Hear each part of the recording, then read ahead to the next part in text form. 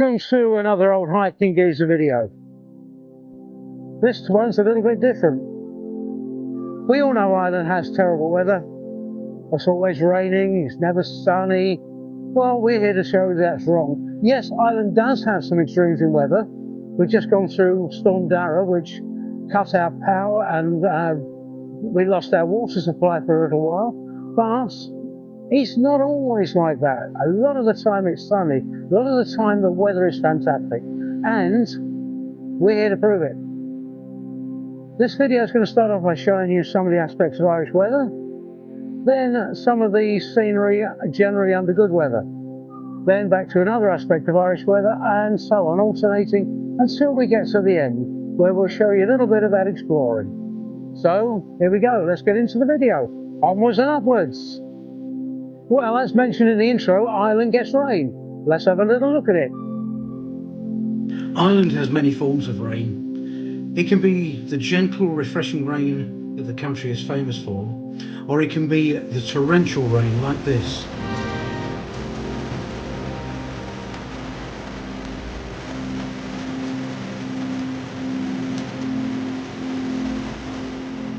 Heavy rain swells rivers, like the River Garavogue flowing under Hyde Bridge in Sligo. The heavy cloud associated with rain can look quite threatening. But rain can also bless one with colourful rainbows.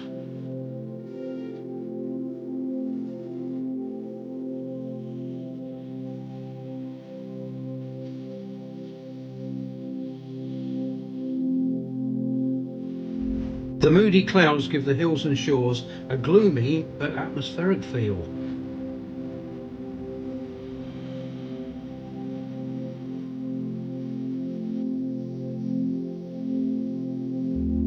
What does all this rain get you? It gets you wonderful woodland. And this woodland is colourful, it's mossy, and it's definitely worth exploring. Ireland's woodland is a varied mixture of coniferous and deciduous.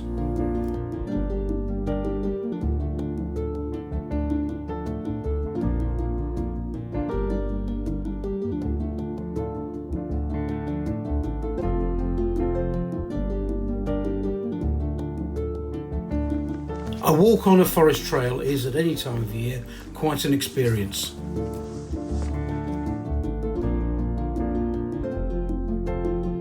In autumn, the colours can take your breath away. But at any time of year, you can find something worth experiencing.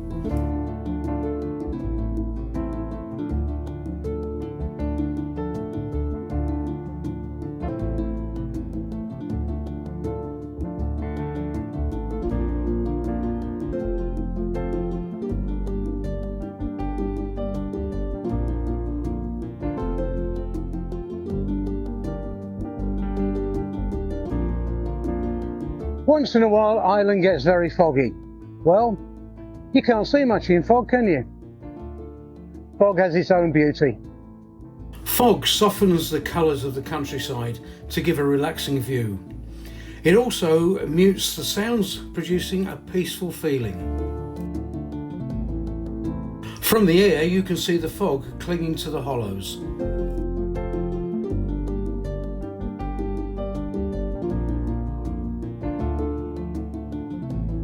But when it starts to clear, wow! This is the view from the front and back of our house.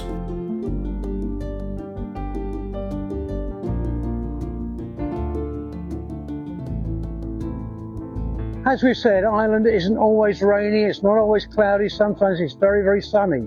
And when it is very sunny, the towns are spectacular. This is Ballymote basking in October sunshine. Sligo is great whatever the weather, but stunning on a sunny day.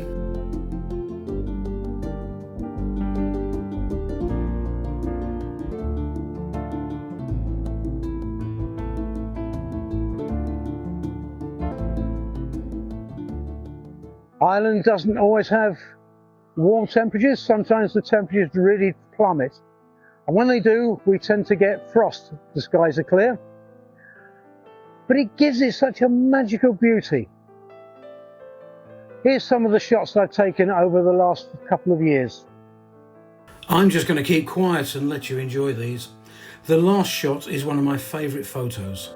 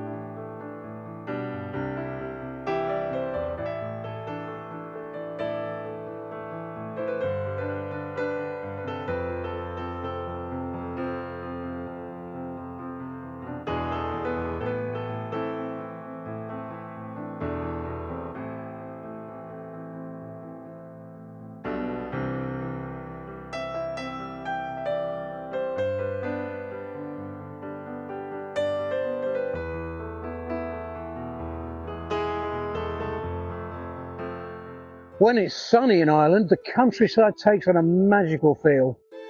You cannot believe how it brings out the greens, the yellows, all colours of the rainbow. Irish countryside is picture perfect when bathed in sunshine, but please remember that without all the rain it wouldn't look like this. Let's just take in the beauty.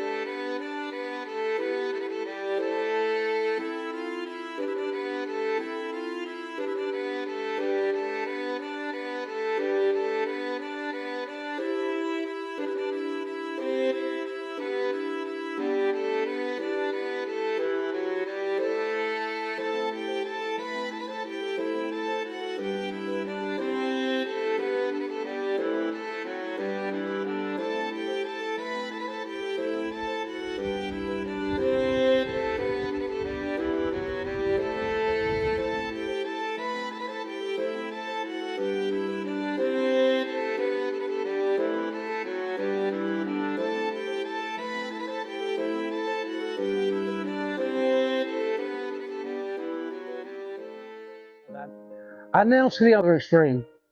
Snow.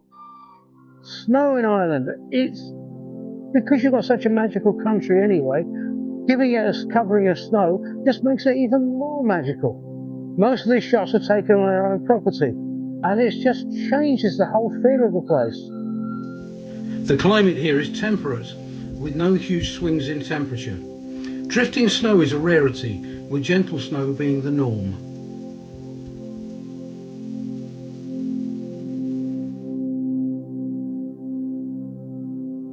Here you see our house. It's the one at the back, dusted with snow.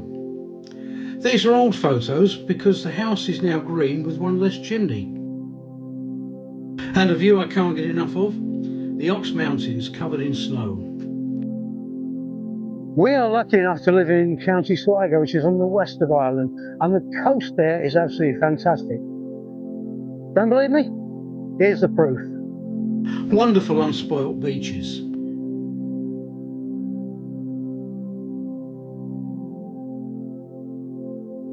Expansive bays.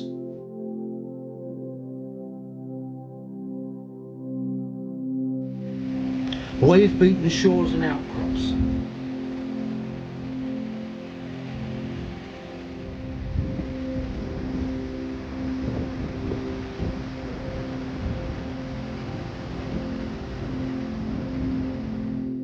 Or just tranquility.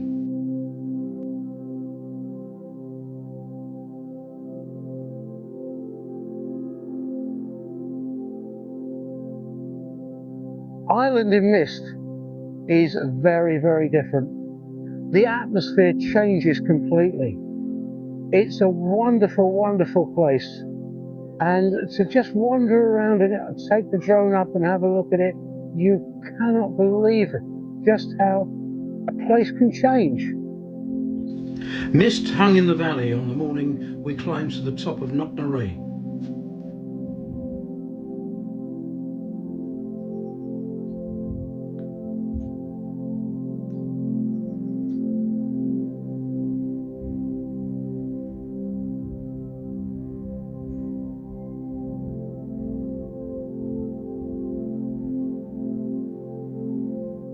Even the local farmland had its share.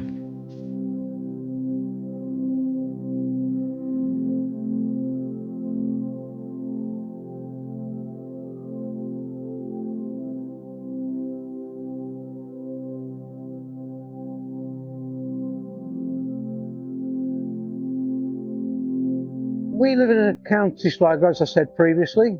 County Sligo seems to be almost 50% water, the number of locks we have around. These are just a handful of our local ones. We start with the lovely Loch Tout in the Ox Mountains. This is the wonderful desolate Loch Easkey. Desolate doesn't mean barren, it is simply isolated. We spent 6 hours hiking the whole way round and didn't encounter another soul. Sheep, yes, humans, no. Desolated also doesn't mean dull. Loch Easkey is beautiful.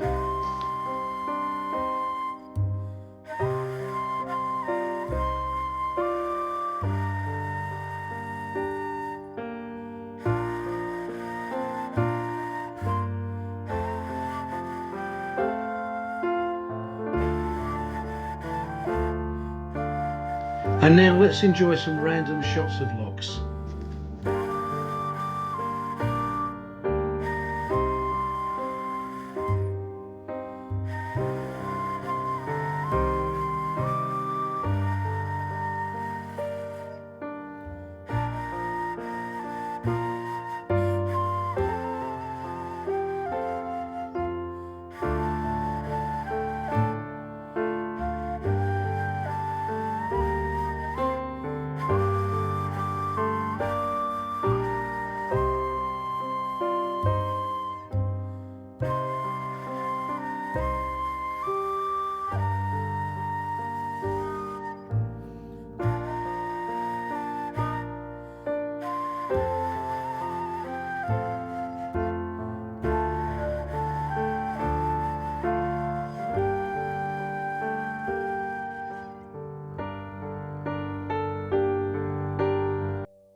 One thing which stunned me when I first came to Ireland was the sunsets.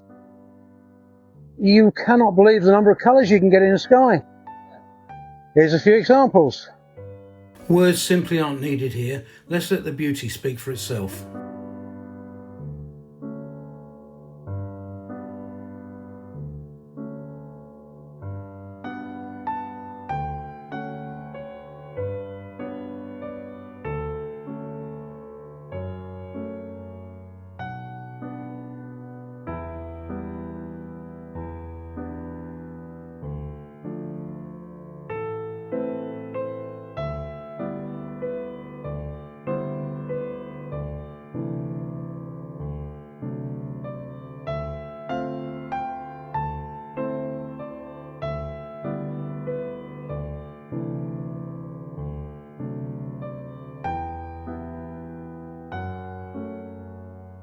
Ireland is a hilly country. Some of these hills are called mountains, but they're not alpine, they're not Himalayan, they're not of that scale. However, they can be quite rugged. Let's have a look at some shots I've taken over the last couple of years. Knocknaree with Queen Maeve's tomb on top. Many hilltops have cairns. Here is yours truly hiking past one atop Knocknashee.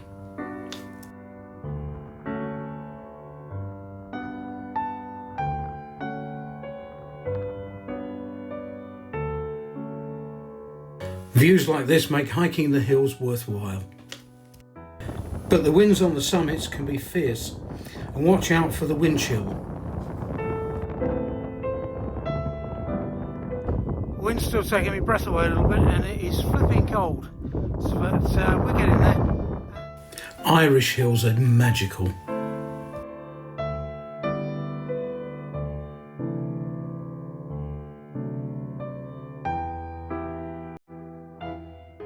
And now let's have a look at some of the ways we've explored Ireland, and also how to remain safe while you're doing so. The Irish countryside is reasonably safe. No snakes, no venomous spiders, but caution is recommended. 90 minutes after this, I was in an ambulance on my way to hospital after a fall. Up to that point, I had 50 years of accident-free hiking. But don't let that put you off. Hiking and walking in Ireland is great. If you're unable to hike or walk, even exploring by car is fine. You don't have to climb hills to enjoy the countryside. Here, Gabby, Loki the dog, and I are walking the local forest trail.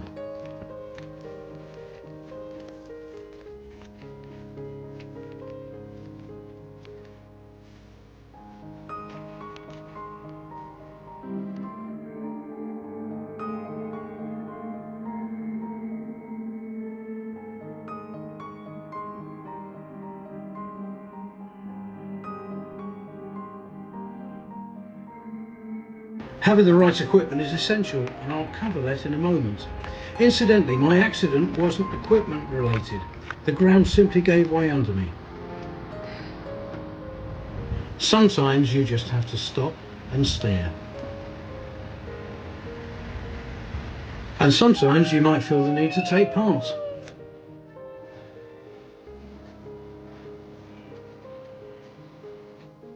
Do I need expensive equipment, you may ask? The answer is generally no for a stroll in the countryside. A pair of good walking shoes or even trainers is normally sufficient. If you are hill walking, you will need to prepare. I'll now show you the minimum you need. A hat.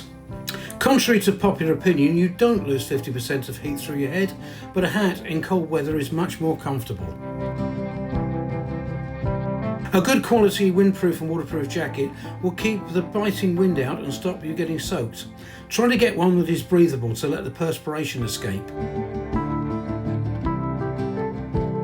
Don't use one of the flashy thermal tops, at least not as a single layer.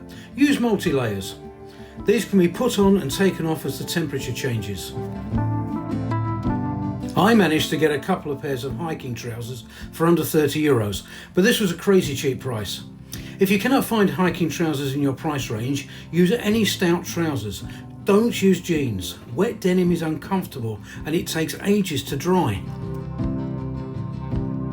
Other things for a hill walk are as follows.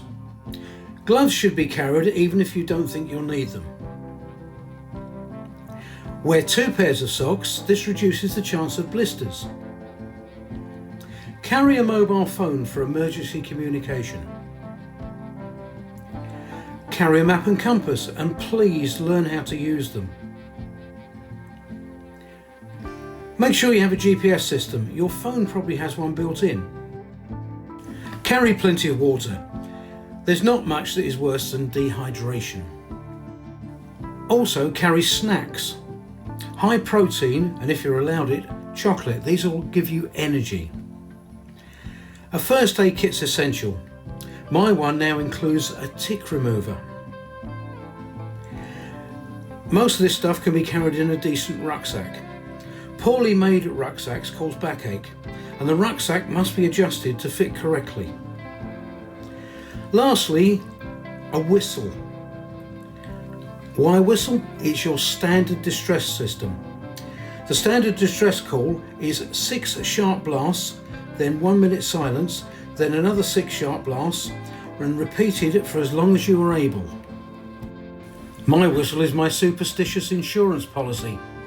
If I've got it with me, I probably won't need it, but if I haven't got it with me, I probably will. But don't let any of this put you off. As I've said, in over 50 years of hiking, I've only ever had 1 accident. Walking shoes used on hills and mountains are, in my opinion, the cause of more twisted and sprained ankles than anything else. They are fine for walking on fairly level ground, but don't offer enough ankle support when climbing or descending. Get yourself a pair of boots. Watch out for bargains, they can be found, and get a size that is snug but not tight when wearing 2 pairs of socks. And finally, be like Mrs. Old Hiking Geezer and embrace the countryside. Well, thank you for watching our video. Hope you've enjoyed it. If you have, please like, subscribe and leave a comment. All that helps our algorithm. At the moment, we don't get paid by YouTube a single penny, so all the expenses come out of our own pocket. If you can, please contribute to our expenses and keep the channel going by either buying us a coffee or subscribing through Patreon, both of which are featured in the description. Well, until next time, this is Old Hiking Geezer, and Mrs. Old Hiking Geezer is actually indoors because this is our back garden, saying thank you for watching and onwards and upwards.